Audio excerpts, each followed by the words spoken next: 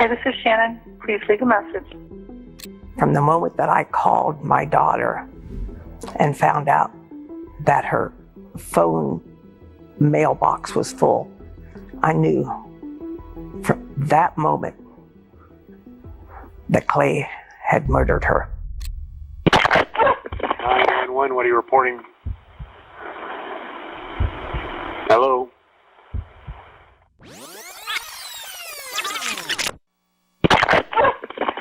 What are you reporting?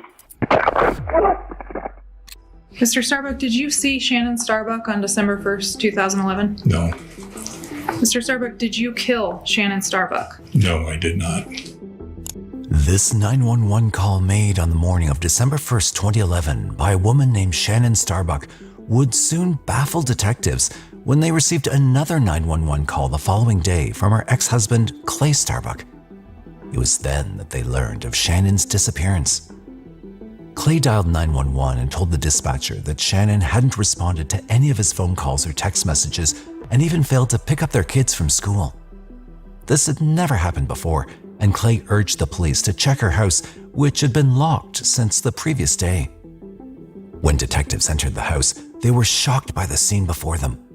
The Starbuck family was equally unprepared for the horrific discoveries the detectives uncovered in the home and the twisted secrets they were about to unravel.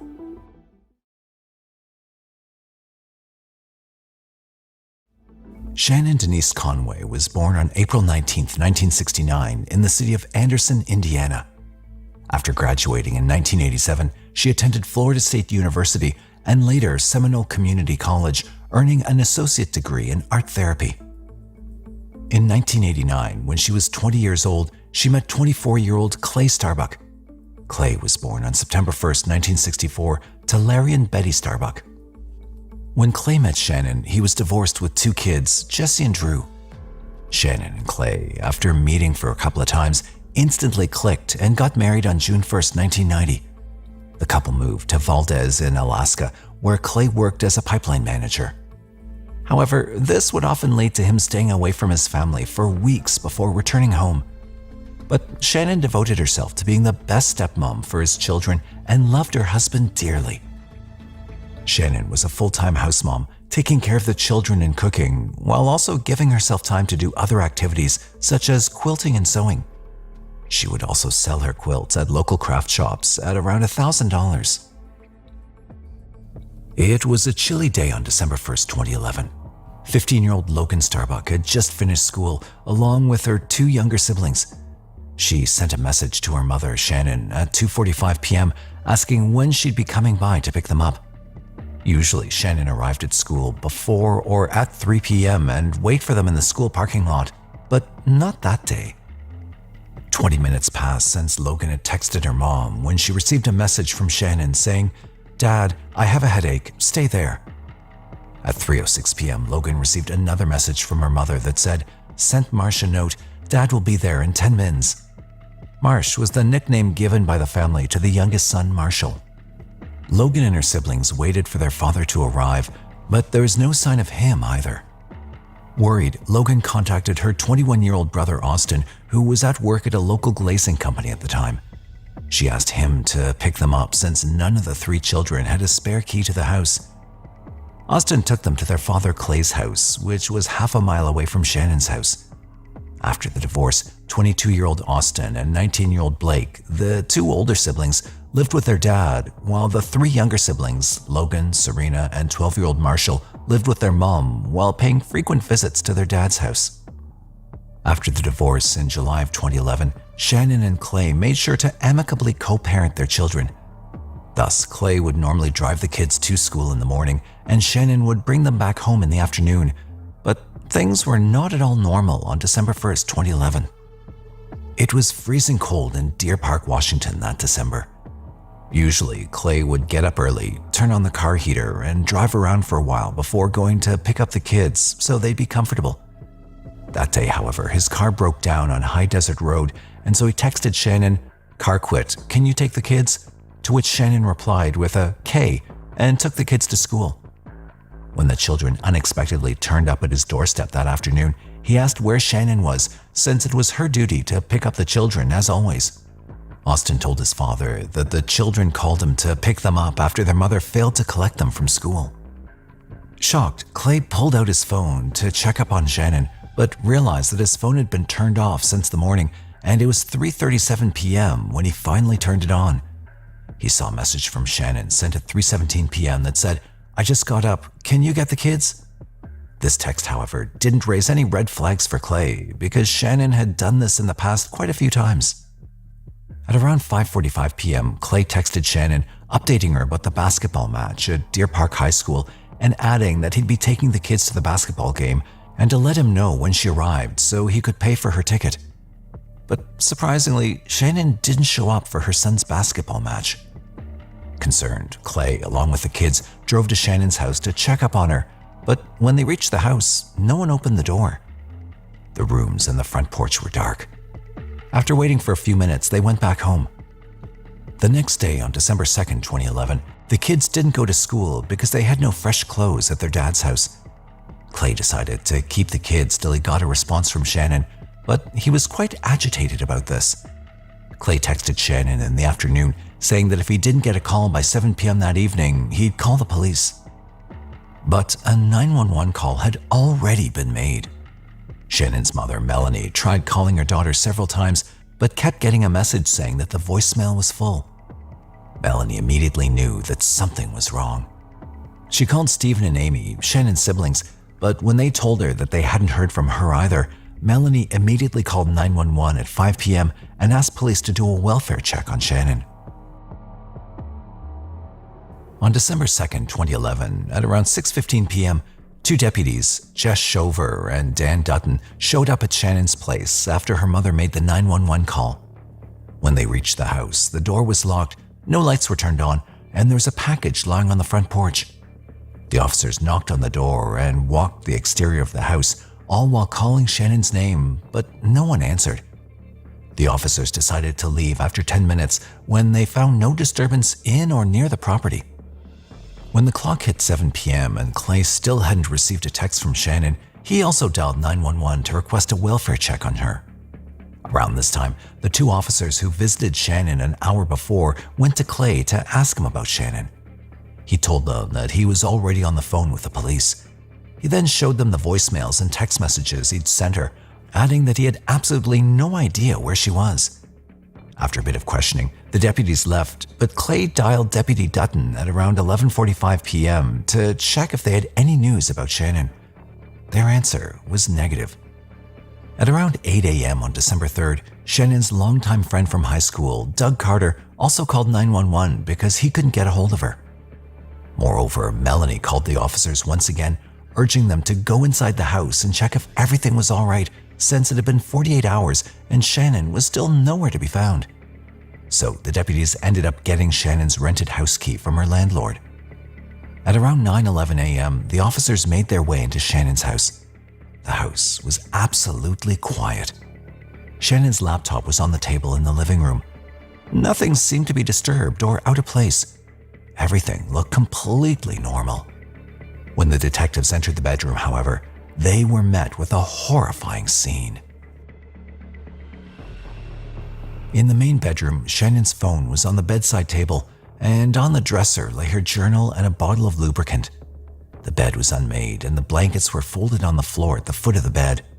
But the sheets were missing from the bed. There were only a few pillows and a mattress protector with visible bloodstains on them, but it was what lay on the bed that left them speechless. On the bed lay the partially naked body of Chanin. She was lying on her back wearing a robe that was pulled open to expose her chest area. There were many defensive marks, and officers soon realized that this woman was tortured for hours before she succumbed to her injuries. The perpetrator didn't leave her body in the same state as when she died. Instead, her body was posed in a very disturbing manner. Responding officer Mike Ricketts was shocked when he discovered the horrifying ways in which Chanin was tortured and killed. As the investigation proceeded, the detective found a gun safe that was left open. On the shelf inside the safe were condoms and sex toys, but it was clear that these items were intentionally displayed as if to mock Chanin. The detectives concluded that whomever killed Chanin was most likely let inside the house. It appeared the killer's objective was to debase and humiliate her, indicating they harbored a great deal of anger towards her. Upon arrival, the forensic team took latent prints as well as all the potential sources for DNA evidence. They took more than 100 pictures of the crime scene and 12 latent fingerprints from the massager box, the bathroom mirror, the sink, the faucet handle, and a notebook. They collected more from the top of the dryer door, and the interior of the front door. In one of the kids' bedrooms, the detective noticed a handprint on the wall. The bathroom drain, as well as the keyboard and mousepad from Chanin's computer, were also swabbed for any evidence. They collected all the sex toys, a fitted sheet and a towel from the laundry, a washcloth, a blood-soaked mattress protector, and her laptop. The detectives believed she died from strangulation due to the marks on her neck, so they sent her body for an autopsy. Detectives also noted that CCTV footage from the day of the murder was missing. After investigating the crime scene, the detectives believed that Chanin was killed in the main bedroom's attached bathroom right after she got out of the shower and was later dragged to be posed on her bed in the most degrading way. Around noon, Clay arrived at Chanin's house to ask the detectives if they'd found Chanin or any clues to her whereabouts. When the detectives didn't let him inside the house, he got mad and demanded to know what had happened. The detectives told Clay that they needed to ask him a few questions about Chanin's life. Clay told the detectives that after their divorce, Chanin was heavily involved in online dating and that at one point, Clay started to get concerned for her safety. He showed them the 911 call he made on December 2nd when he was agitated after Chanin failed to text him back for hours. The detectives directed Clay to the sheriff's substation in Dare Park where he'd be questioned further. Clay drove to the station and met with Detective Jim Dressbach from the Major Crimes Unit. He sat down in the interrogation room and began to narrate the events that he believed ultimately led to Chanin's dreadful demise. While her family was booming, her marriage, unfortunately, had hit rock bottom. Clay started having an affair with one of his co-workers, and when Chanin found out about this, the couple decided to get a divorce in March of 2000. When Chanin moved to Arizona and settled into her new life, she met a man named Dexter McClary and started dating him. But she soon realized that her heart was still with Clay and she was unable to move on. After a few months, she met with Clay and the couple decided to give their relationship another shot. The promises and compromises worked, and a year later in 2001, Chanin gave birth to another son named Marshall. But Clay started to get suspicious as to whether Marshall was actually his son. He calculated that at the time Chanin got pregnant, she must have been dating Dexter. But he was determined to make this relationship work, just like Chanin, and so the couple decided to get remarried on December 29, 2006. Around May of 2008, the family moved to 509 North Ripper Street in Deer Park City, Washington.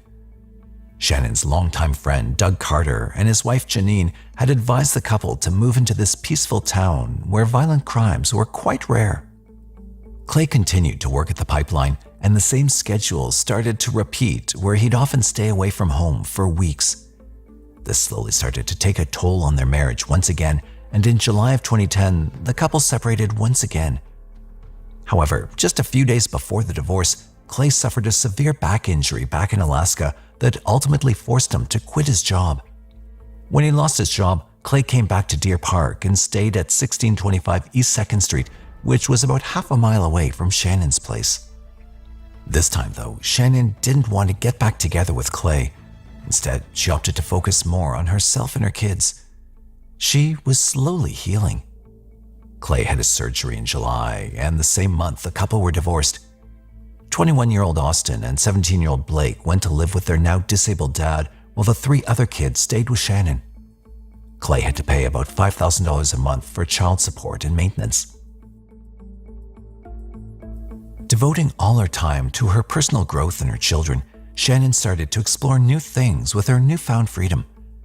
But things weren't easy for Chanin financially. She started working again after 20 years of being a housewife. She also enrolled in a dental hygienist course at the Spokane Community College. She confided in her mother and talked to her daily. One day, Chanin proposed the idea of going back to the dating world and meeting her Mr. Right.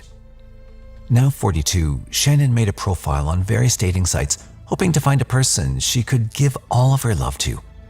She'd met up with a few men, shared her interests, and tried to build a bond with them. But concerns arose on December 1st, 2011, when no one could get in touch with Chanin. As detectives continued with their investigation, Clay was questioned further about what was currently going on in Chanin's life. Clay told the detectives that he only talked to her through text and usually got information about her daily activities from the kids when they visited him during the weekends. He also gave the detectives the name of all the sites where Chanin was actively participating in online dating. He told the detectives he knew about this from the children, as they frequently complained to him about their mother's behavior. They told their father that when they used a common laptop that belonged to Chanin at home, they found naked pictures and videos of Chanin that she'd sent to other men on dating sites. As the interrogation stretched on, Clay kept demanding to know what had happened to his ex-wife. It was then that Detective Dressback finally told Clay that Chanin had passed away. Hearing the news, Clay collapsed on the floor and cried. A few moments later, he walked up to the bathroom and vomited before coming back to the interrogation room. Detective Dressback asked Clay what he thought happened to Chanin, to which Clay replied that he was convinced that Chanin was killed by one of her online suitors. He even advised the detective to look into her laptop and phone and added that Chanin had always been unfaithful. Previously, Clay had found nude pictures of Chanin in their shared computer. Clay continued by saying that once, during Mother's Day, Chanin left the kids at his place to go out on dates. He also told them about his suspicions about Marshall not being his son. Once the interrogation was over, Detective Dressback decided to question the people in Chanin's neighborhood, but unfortunately, none of them had seen anything suspicious or out of the ordinary at the Starbucks house. When Chanin's autopsy report arrived, Dr. Sally Aiken found chest injuries that were caused by a stun gun. Chanin had 10 broken ribs and a crushed larynx. There was severe bruising underneath her arms that the doctor believed was a result of moving her body from the bathroom where she was killed to the bedroom. She had multiple fresh wounds that signified Chanin tried her best to fight off her perpetrator.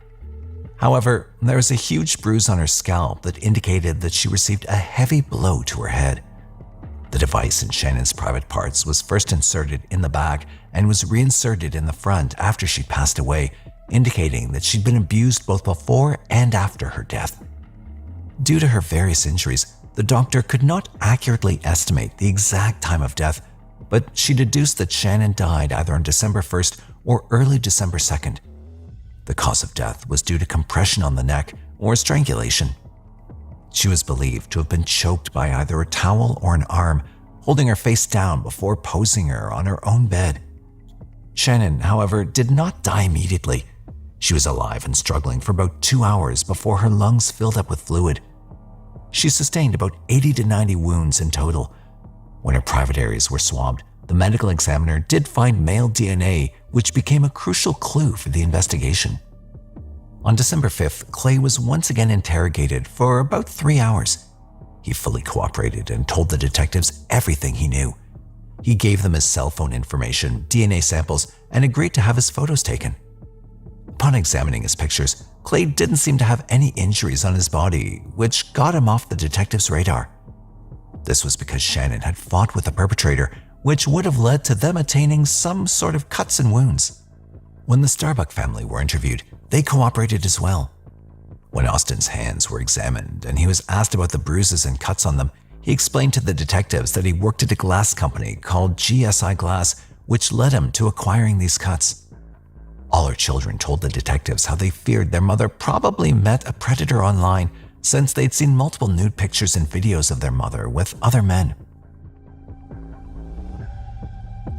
As the investigation progressed, the detectives started to look at Chanin's cell phone in order to obtain information about her online communications. While searching through the messages, the detectives saw that on December 1st, from around 8:06 a.m. to 8:46 a.m., she was in constant communication with a man named Tom Walker. They'd met over a lunch date 2 weeks prior and were discussing having a dinner date at Tom's house on December 5th. The messages exchanged between the two were quite sexually explicit, and one of them caught the detective's eye. Hours before Chanin died, Tom had requested that Chanin send him a very graphic picture of herself with a sex toy, suggesting she posed in the exact same way as she was later found dead in her room by the detectives. The detectives called Tom in for questioning right away. Tom was a car salesman who had met Chanin 3 weeks before her death. He immediately agreed to meet with the detectives on December 4th. Tom told the detectives that on December 1st, he left from work at around 9:40 a.m. to attend a funeral in Spokane Valley, which was 28 miles from Deer Park. He left the funeral and returned to work at around 11 a.m., and 20 minutes later, he texted Chanin. At 12:10, Chanin told him that she had to stop by the bank and asked if he'd like to meet up for lunch at 1 p.m. However, due to his busy schedule, he declined the offer. That was the last time he talked to her. The detective took his DNA samples and checked his phone records. It was confirmed that he was nowhere near Chanin's house that day. When the detectives rang up his boss to confirm his alibi, his boss confirmed that Tom went to attend the funeral in the morning before working in the office all day. As the detectives fished for more information from Chanin's phone, another man named John Wilson caught their attention. The detectives realized that this man was catfishing. His Facebook profile was that of a doctor from New York City, and he was using a fake profile on the dating site where he'd met Chanin. Upon examining the text, the detectives found that the pair were planning to meet on Thursday, December 1st. John and Chanin met a few months after her divorce, and they soon started a sexual relationship. John had already told Chanin that he was not looking for anything serious, and Chanin, who'd just gotten her divorce and was embracing the freedom, was fine with that. The detectives also found out that John always called Chanin from a public payphone and texted her in the dating profile from a library computer. This suspicious behavior prompted detectives to search for him immediately. They traced one of Chanin's incoming calls to a payphone near a university library.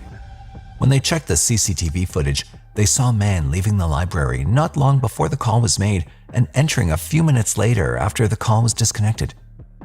When John learned of Chanin's murder, he got a lawyer and refused to meet with the detectives. It was only when the detectives threatened to expose his chats to his family and the rest of the world through the news, along with his CCTV picture, that he agreed to meet with them on December 17th. He said that his real name was John Kenline and he was a high school teacher. He told the detectives that the reason why he didn't want to come forward was because he was married and had been lying to Chanin and telling her that he was single. They'd been having an intimate relationship for months now. As the questioning continued, John said that he'd visited Chanin's house multiple times on December 1st. They had plans to meet in the morning of December 1st, and so he took the day off from work, left his house at around 9 a.m., took his kids to school, and then reached Chanin's house at around 10:30 a.m. He knocked on the door several times, but when no one answered, he tried calling her from a nearby payphone. Then he went back to her house a second time, walked the perimeter, and went to the backyard. He tried to check for any lights or fans running, but the house was quiet with the blinds down. He finally decided to leave for home, but he stopped at Whitworth University to use a public computer and text Chanin to see if everything was okay. After his message was sent at around 12:17 p.m., Chanin replied at around 12:37 p.m., saying she was eating and asked if he stopped by. John told the detectives that he had a sinking feeling that something wasn't right when he saw her text, but it didn't sound like her. John texted her again, asking if she could meet him at around 10:30 p.m., but Chanin refused, saying she had a headache. So John went back home and followed his usual routine. However, after dropping his daughter off for basketball practice at around 8 p.m., he drove back to Chanin's house and arrived at around 10:30 p.m. He knocked on the door once again, but no one replied and the house was in complete darkness. He tried calling her once more from a nearby payphone, but when she didn't answer, John went home. The detectives collected his DNA samples, but due to a lack of evidence, they had to let John go. The detectives wanted to confirm John's alibi. Since Tom's alibi was already confirmed, John's alibi was confirmed by a barista in a Starbucks cafe where John got his usual morning coffee at around 9:50 a.m. John wouldn't have had enough time to kill Chanin, stage the murder, and then drive all the way to his workplace and order a coffee from a nearby Starbucks store. So John was cleared as a suspect. Chanin's two older sons were out picking up their youngest siblings from school at the time she was murdered, so they were also cleared from the suspect list. Feeling trapped, the detectives began going through Chanin's phone records again, and this time they made a shocking discovery. At around 9:18 a.m. on December 1st, Chanin made a 911 call. This was not in her outgoing call list since it was deleted from her device. The detectives contacted the dispatcher and extracted the recording of the call that had gone completely unnoticed till now. 911, what are you reporting? Hello? The call lasted for only 30 seconds, and the operator couldn't hear anything except a strange sound from a woman before the call was disconnected. The operator tried to call back, but it went straight to voicemail. Hi, this is Shannon. Please leave a message. This new information was very crucial since the detectives now knew Chanin's potential time of death. The detectives hypothesized that Chanin was murdered right after she came home after dropping her kids off at school at around 9:18 a.m. So all the messages sent from her phone after that time were not her doing, but her killer's. The detectives also believed that the killer was someone very close to the family or knew the family quite well because when the killer sent messages from her phone, they used a nickname for Marshall, which was only known to the family. When the detectives talked with the dispatcher, they learned that after the first call was made, the dispatcher made a follow-up call, but when that went unanswered, he didn't reach out a second time. According to protocol, a dispatcher needs to make another call if the first call goes unanswered. If the second call does the same, the dispatcher needs to immediately dispatch emergency services to the location. He heard nothing. He heard a simple hang-up call with no noise in the background. The detectives realized that this was clearly a case of negligence and not inexperience, since the dispatcher had 17 years of experience working as a 911 operator. As the detectives questioned a number of Chanin's friends, several of them told the detectives that Clay had a very unsettling aura about him and that the couple's relationship had deteriorated to the point that the couple would get into huge arguments. As the detectives revisited Chanin's life after the divorce, they learned that between June and November of 2011, Chanin had filed 4 reports with the sheriff deputies. Chanin didn't feel safe in her own house. She'd often come home to see items inside her house were misplaced or moved. One time, her car windows were also shattered and her barbecue tipped over on her porch. Scared for her and her children's lives, Chanin changed the locks and didn't give a spare key to anyone. The detectives now began to look at the case from a different angle, this time stressing on the deteriorating relationship of Chanin and Clay. They obtained their divorce filings and also found her diary. The degree of dissolution in the couple's marriage also had a restraining order against Clay till August of 2012. A few months before Chanin's murder, the judge told Clay to pay $9,000 for child support and attorney's fees and also awarded Chanin 50% of Clay's pension. When the detectives went over her diary, they found an entry from September 2011 when she wrote that Marshall was upset after spending the day with Clay. He told Chanin that Clay had shown him naked pictures of her that he'd obtained by bugging her computer and told him that she sent these pictures to other men. He also told her he hated her and it was her fault that they were getting a divorce and Clay had to move away from the family. After examining all these clues, the detectives realized that the divorce was not as smooth as Clay described during his interrogation. He told the detectives that everything was completely fine and they got a divorce based on mutual respect for each other. However, this clearly wasn't the case. Thus, detectives started to closely investigate Clay once again, keeping him as their prime suspect. The detectives asked for his cell phone information and began questioning people close to Chanin. They talked with one of Chanin's friends, Christy Levy, who didn't know Clay that well, but related a story to them. On December 4th, she'd gone over to Chanin's house with food for the children. Clay told Christy to follow him upstairs, and there he told her about Chanin's online dating and infidelity, saying her death was not a surprise considering what she was doing. Christy told the detectives that she was taken aback upon hearing this from Clay.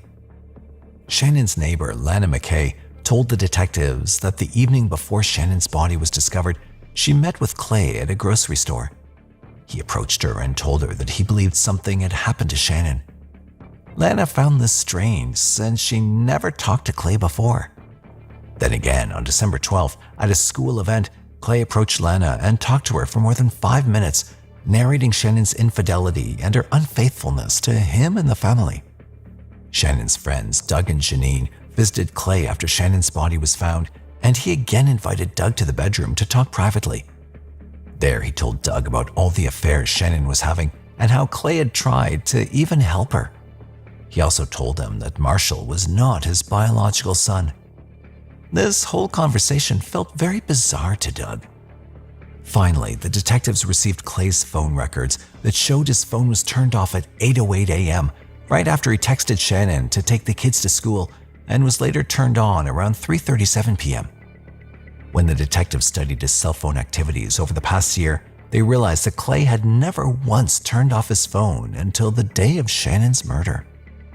One of Chanin's high school friends, named Summers, told the detective that Clay once gave a toy to Chanin wrapped inside a gift box with a note saying, "If I can't have you, you can have this."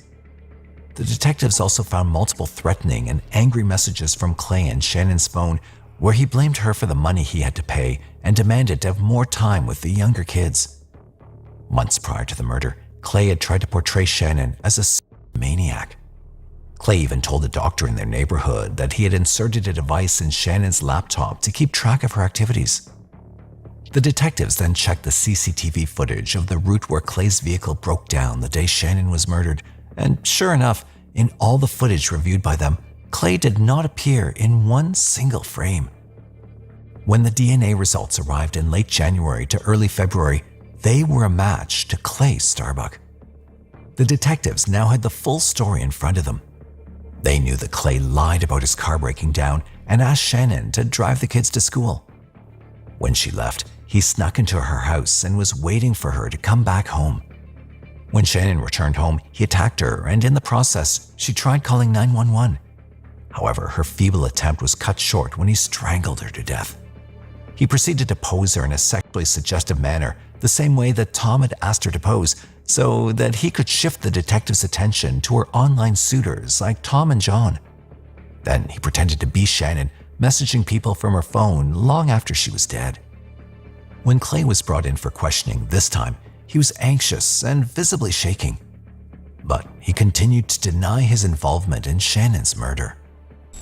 From the moment that I called my daughter and found out that her phone mailbox was full, I knew from that moment that Clay had murdered her. She was not someone who would just sit back and let someone run her life for her. She was a fighter, and she fought until her last breath. On February 6th, Clay was arrested for first-degree murder and second-degree burglary. The detectives filed for a search warrant to thoroughly search his house. Upon searching his house, detectives found very suspicious items in his closet, including Chanin's photo ID and a hard disk labeled Chanin's desktop computer. There were also printed papers of Chanin's email exchanges with other men and her death certificate on display on the top shelf of the closet. Clay's case was sent for trial. On February 9th, 2012, Clay Starbuck was charged with 1 count of aggravated first-degree murder and 5 aggravating factors, including the murder being committed during the time of a burglary and violation of Chanin's protective order. He was additionally charged with 1 count of sexually humiliating human remains. Clay was sentenced to life imprisonment. Mr. Starbuck, did you see Chanin Starbuck on December 1st, 2011? No. Mr. Starbuck, did you kill Chanin Starbuck? No, I did not. Do you think that Chanin Starbuck's killer was trying to send a message? I don't know. Well, can you give us a fair estimation?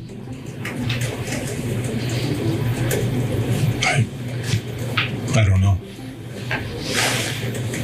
That would only be assumptions.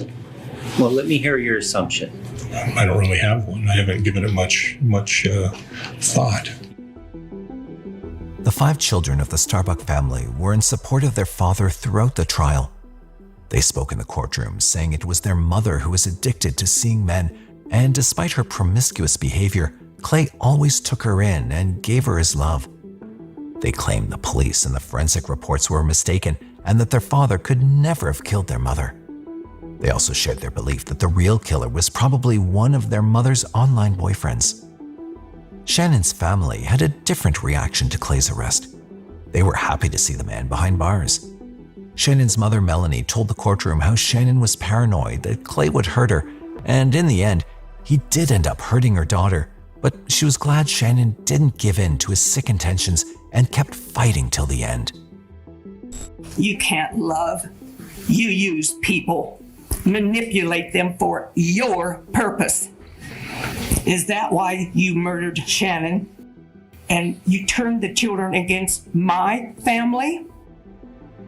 Chanin's funeral was painful for her family and friends. They prayed for her soul to finally rest in peace. Chanin's brother Stephen wanted to take in the younger Starbuck children, but the oldest son, Austin, fought for custody, saying that he wanted to keep the remaining family together. Seeing this, Stephen backed away and the kids all moved in with Austin. They organized fundraisers and rallied support as Austin's low income was not enough to support 5 people. However, another tragedy hit the family on December 18, 2021, when Logan disappeared from Washington after boarding a bus. The family completely broke down when, on February 10, 2022, the news of finding Logan's lifeless body reached the ears of the rest of the children. Logan's body was found in the river. She had taken her own life. This shattered the family as they grieved for their sibling together along with friends and distant family. So now we ask you, do you think immediate actions could have been taken to save Chanin's life if the 911 operator had sent a follow-up team to check on her right after she made the call? Why do you think that, even after the divorce, Clay was jealous and obsessed with Chanin's dating life? Let us know what you think in the comment section below.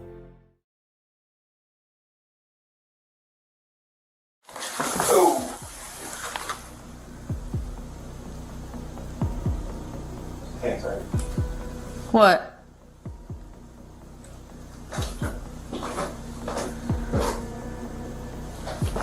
Can we go down? Hang tight there. Go ahead and make notifications for major crimes. Okay. Homicide first or medical? The Montgomery County Police received a call for a welfare check on 66-year-old Geoffrey Biddle. What they found, however, turned out to be one of the most terrifying discoveries in the officers' careers. While the killer had gone to great lengths to cover their tracks, a single misstep left behind a crucial clue. As investigators delved deeper, shocking secrets began to emerge, where a familiar figure in Biddle's life was caught on camera, linking them to his horrifying death. The revelation was unexpected, exposing a connection no one could have seen coming, but was it actually the truth? Geoffrey Biddle, 66, was the CEO of a company called Payment Solutions based in Gaithersburg, Maryland, which managed credit card donations for nonprofits.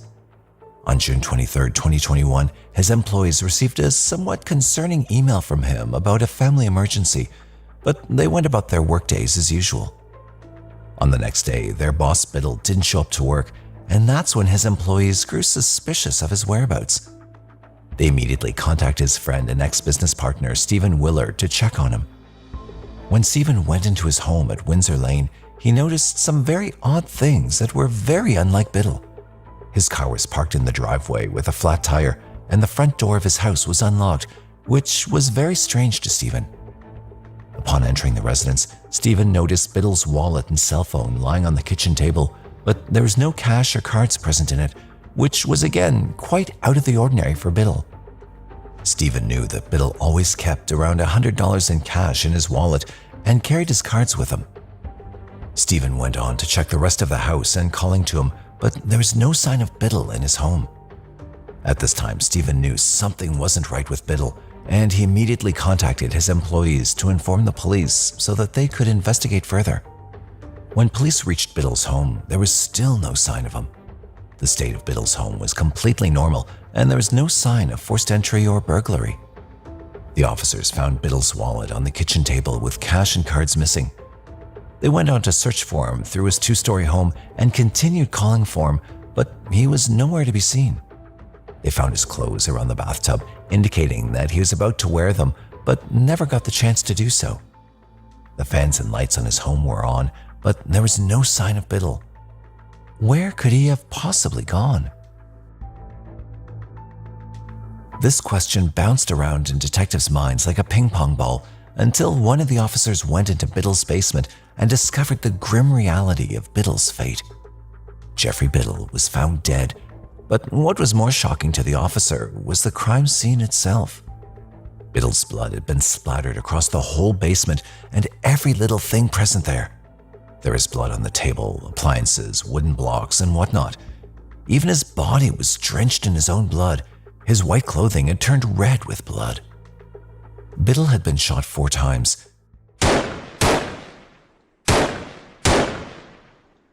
2 of the gunshot wounds were in Biddle's back and upper right chest, but these wounds were not immediately fatal.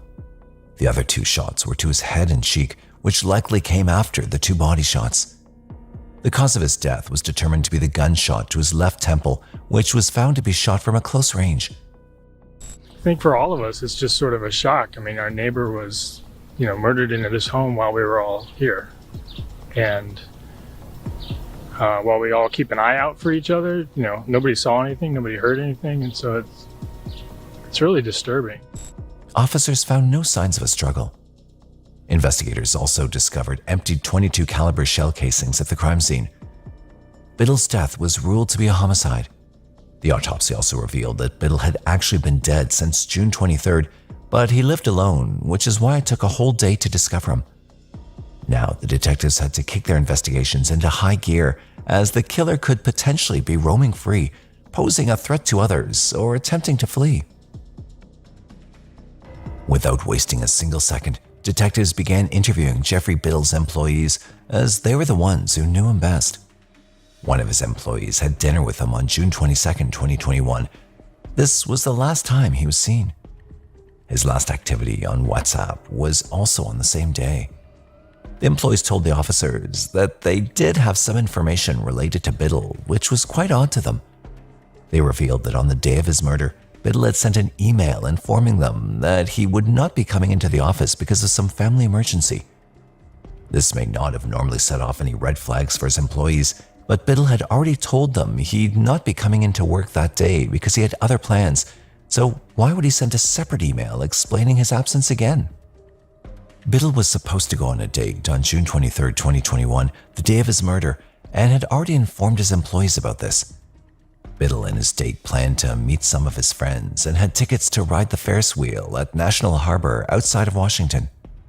The employees stated Biddle knew that everyone in the office was aware of his plan for the day and that he'd not be attending work that day. So why would he send a separate email informing them again that he'd not be coming in that day? Biddle only had 1 daughter, Elizabeth, 34, and she confirmed that there was no such emergency on that day. As detectives dug deeper, they found that Biddle never showed up for his date. This was later confirmed by the woman he was supposed to meet. While looking for information about his whereabouts on the day of his murder, investigators got their hands on a crucial piece of evidence. As they checked Biddle's cell phone records, they noticed some unusual activity in his call logs. There was a call made to the SunTrust Bank at 7:58 a.m. on the morning of his murder from Biddle's phone. However, Biddle hadn't contacted the bank since 2018. So why did he suddenly decide to call the bank on the day of his murder? He had even visited the bank's website at around 7 a.m. One by one, things started to fall into place.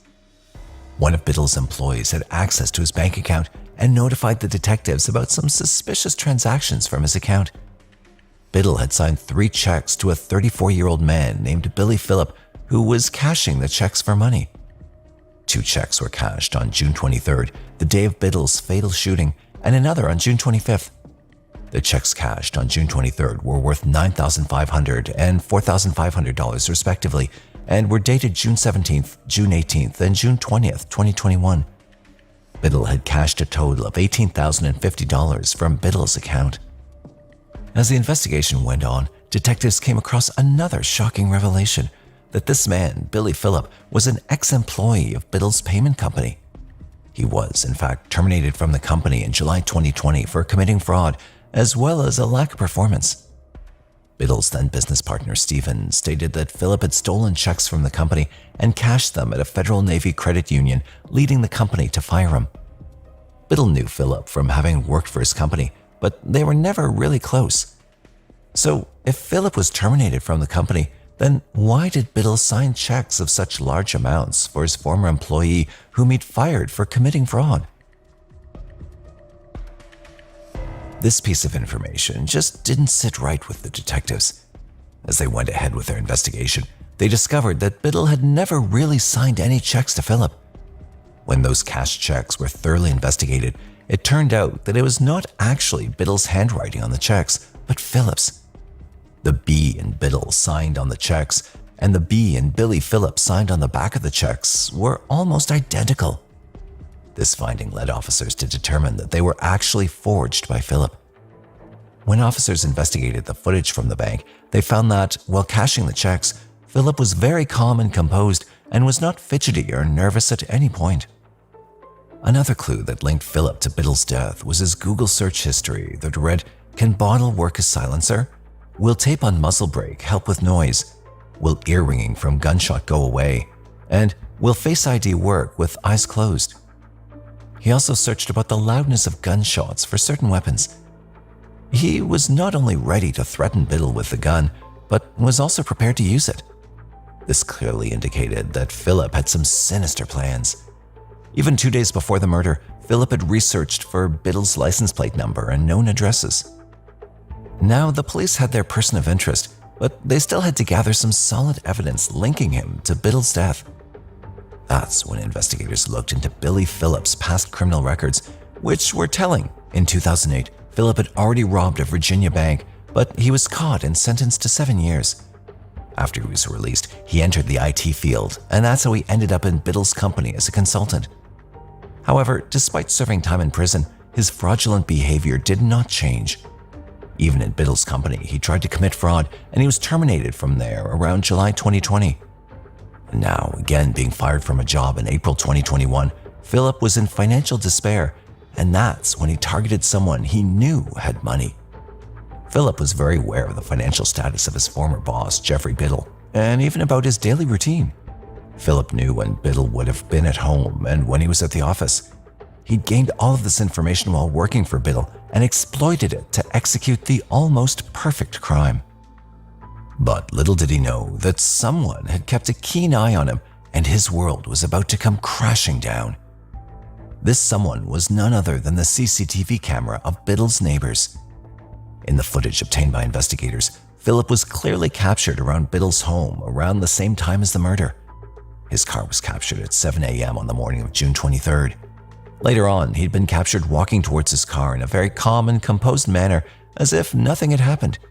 He casually walked towards his white BMW A3 vehicle and drove away at 9:20 a.m. Phillip didn't even own this car. It was registered in his girlfriend's father's name. This CCTV footage was proven to be a crucial piece of evidence for the investigators, and now they were positive they had their man.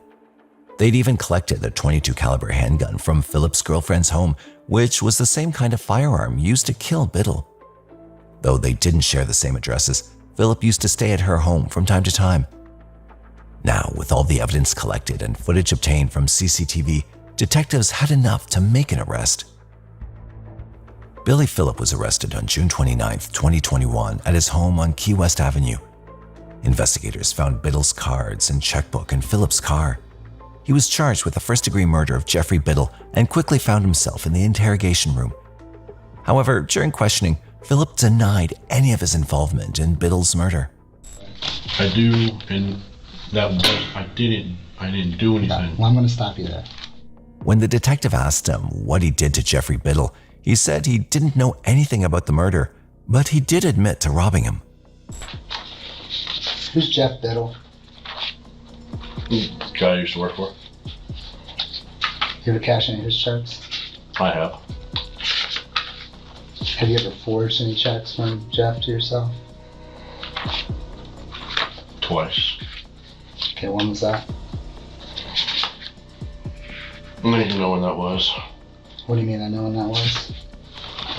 It was recently. How recent? Last week. Okay. Where did you get those checks? What, Jeff's checks? Mm-hmm. It's just where I'm real scared right this second. Okay. However, the investigator was not going to let Philip slide. He then presented Philip with the most concrete evidence they had, CCTV footage from outside Biddle's home. The footage clearly captured Philip, along with the vehicle he used to drive, leaving no room for denial. But at 7:02 a.m., this car goes by Jeff's house. So this camera is the corner house, which is the one next to Jeff's. Okay. So this is Jeff's street. Okay? So right around the same time that SunTrust website, accesses this car, which right now, I can't see the tag on this, okay? But that's your car. I know it's your car. Going by. Then, that email sent at 9:07. All right? No other emails or any text messages go out from Jeff's phone.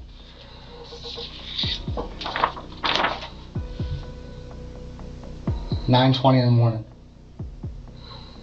It's a bad picture because it's a still shot I took from a video, okay? But this is you walking away from his house.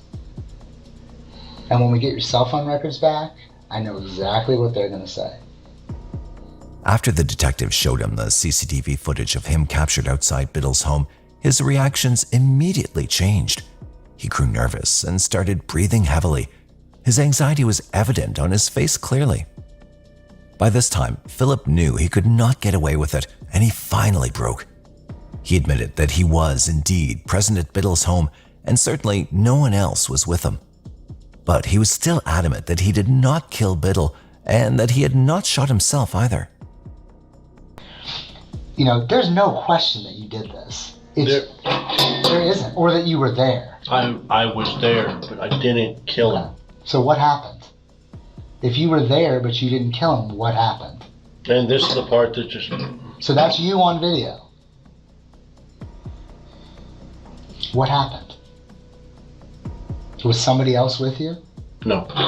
Okay. Did he shoot himself? No. Okay. I know he didn't shoot himself because of where he was shot and how many times he was shot. Philip agreed that he knew Biddle was going to be there, but he went into his home anyway. So you knew he was going to be there? Mm-hmm. Okay. So how did you end up there at 7 o'clock in the morning? Why did you go there? I mean, this is it, Billy. However, upon being asked if he went in there to kill him, Philip vehemently denied it. Maybe there just isn't a reason. Maybe that's why you can't tell me anything. Because maybe you did just go there to kill him because you were mad at him. Is that not what happened? No, that's not what happened, Pete. Okay. Sorry. No, Pete. Call me Pete. That's my name. Okay? When the officer asked him if he shot Biddle in panic or for some other reason, Philip denied shooting him once again. Maybe you're like, this guy knows me, I don't want to go back to prison, and it just went south, and you shot him once, and then you're like, well, I gotta kill him now. I don't even have a gun. Then how are you there and he ends up shot 4 times? Maybe he had the gun. He claimed that he had an explanation that he did not commit the murder, but no one was going to believe him, and he would be labeled as a monster. And legitimately, I have an explanation. Okay. It's not great. It's still bad. Okay? Well, then what you need to do is trust yourself. You don't need to worry about trusting me. Okay? But you're asking me, okay? Mm-hmm. And every single time, hell, even Willard told me, to not say anything and ask for an attorney. But I've always felt that, just talking to somebody, being upfront is always the better option. But well, Billy, the thing is, man, is and I don't want to be labeled as a monster because I'm not a monster. So that's what I'm telling you, bro. But they're already labeling me a monster. Nobody's labeled you anything. Okay? It's just me and you here. Okay? Nobody knows you're here except for me and the guy that I work with. Hell, You know? my fiance and my son know. Well, there's nothing we can do about that, okay? No, but except put the right picture out there. Don't put the monster picture out there. That's not what it is. Let's put the right picture out there. But see, you're not gonna believe you're not gonna believe it. I don't have a gun. I'm sorry, I just don't have one. Okay? Now, how I came into the checks was the same day. Okay? Philip admitted to robbing Biddle and entering his home without permission. However, even under immense pressure, he denied killing Biddle and refused to reveal any information related to the murder or how it was committed. I didn't kill anybody, Pete. So what happened? You said you got there before 8 o'clock. How did you get in the house? Through the front door. Was it locked or unlocked? It was unlocked. You rang the doorbell? I knocked on the door a few times. The front door? Yes. Alright, so then what happened? How many times did you knock on the door? Twice with my standard knock I do. Okay. Did Jeff come to the door? No. So did you let yourself in? I went and smoked a cigarette first. Thinking maybe he was just in the bathroom or he was running late.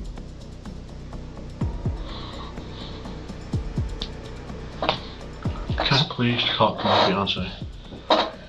You'll have a chance to talk to her. Okay, but I can't let you talk to her yet. Okay? You'll get a chance.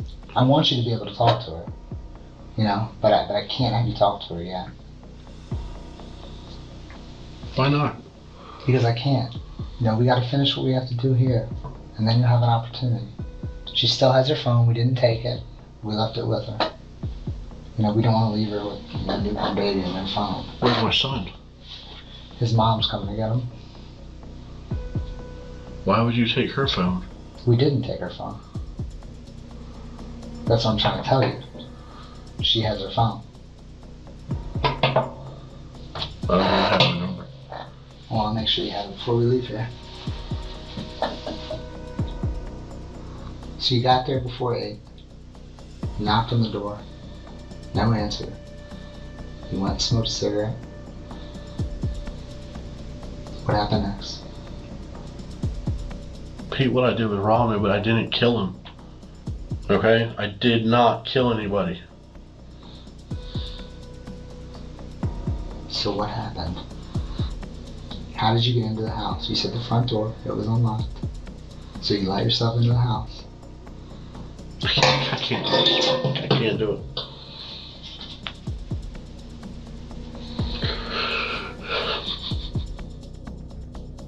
Billy Phillip never revealed what actually happened on June 23, 2021 at Geoffrey Biddle's home, nor did he give his explanation.